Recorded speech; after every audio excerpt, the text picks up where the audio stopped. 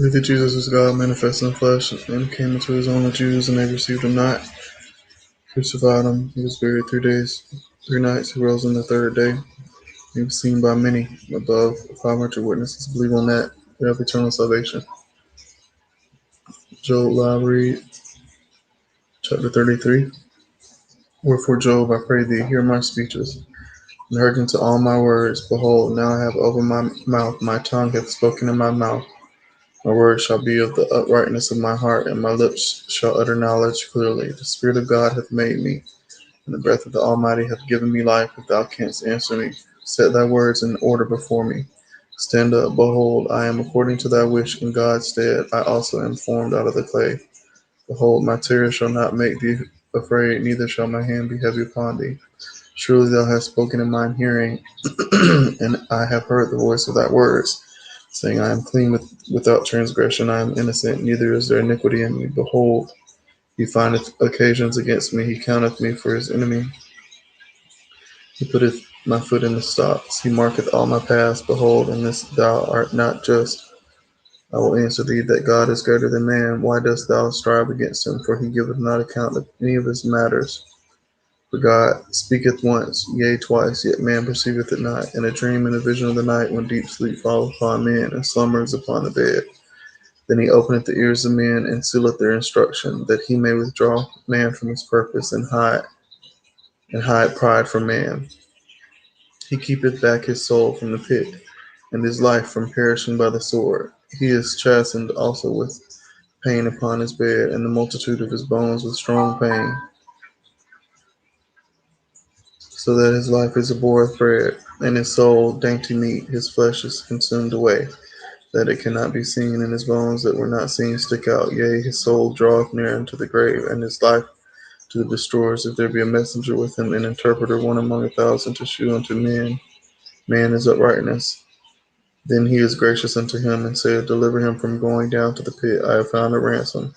His flesh shall be fresher than a child's. He shall return to the days of his youth. He shall pray unto God, and he will be favorable unto him, and he shall see his face with joy. For he will render unto man his righteousness. He looketh upon man. And if any say, I have sinned and perverted that which was right, and it profited me not, he will deliver his soul from going into the pit, and his life shall see the light. Lo, all these things worketh God oftentimes with man, to bring back his soul from the pit, to be enlightened with the light of the living. Mark well, O Job, hearken unto me, hold thy peace, and I will speak. If thou hast anything to say, answer me, speak, for I desire to justify thee. If not, hearken unto me, hold thy peace, and I shall teach thee wisdom. Chapter 34. Furthermore, Elihu answered and said, Hear my words, O ye wise men, and give ear unto me, ye that have knowledge, for the ear trieth words, as the mouth tasteth meat.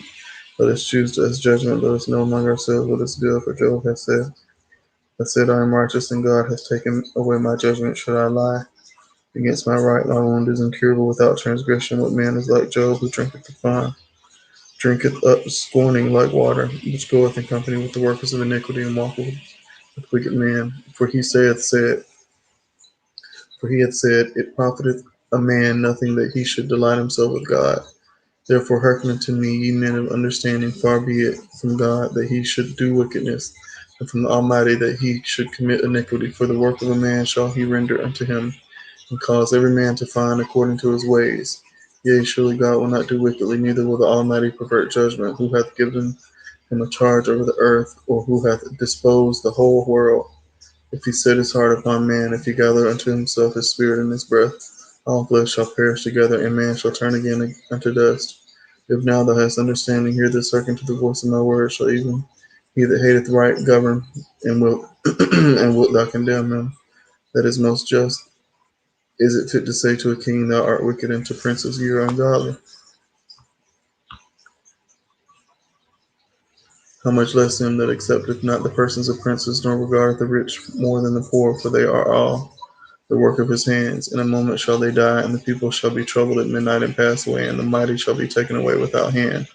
For his eyes are upon the ways of man, and he seeth all his goings. There is no darkness, no shadow of death, when the workers of iniquity may hide themselves. For he will not lay upon man more than right, that he should enter into judgment with God. He shall break in pieces mighty men without number, and set others in their stead. Therefore he knoweth their works, and he overturneth them in the night, so that they are destroyed. He striketh them as wicked men in the open sight of others, because they turned back from him, and would not consider any of his ways, so that they cause the cry of the poor to come unto him. And he heareth the cry of the afflicted. When he giveth quietness, who then can make trouble? And when he hideth his face, who then can behold him? Whether it be done against a nation or against a man only, that the hypocrite reign not, lest the people be snared. Surely it is meet to be said unto God, I have borne chastisement, I will not offend any more. That which I see not teach thou me. If I have done iniquity, I will do no more. Should it be according to thy mind, he will recompense it, whether thou refuse or whether thou choose, and not I. Therefore speak what not thou knowest. Let men of understanding tell me, and let a wise man hearken unto me.